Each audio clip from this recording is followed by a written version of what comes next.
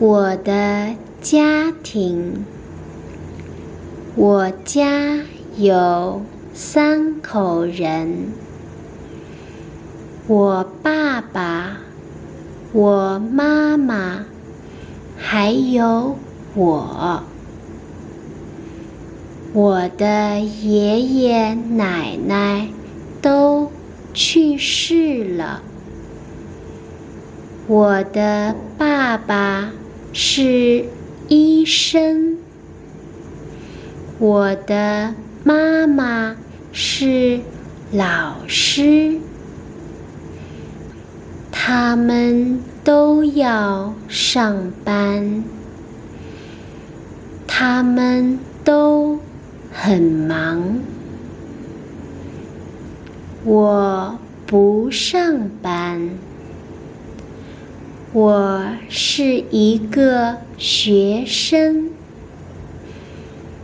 我今年读大3了。我有一只狗，它的名字叫小黄。它是一只黄色的狗。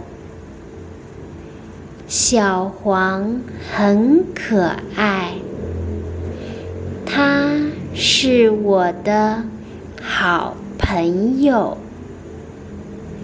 小黄也是我的家人，它已经12岁了，很老了。再过几年，小黄可能也会去世。一想到这，我就很难过。我爱我的爸爸妈妈，我爱我的狗，我爱我的家人。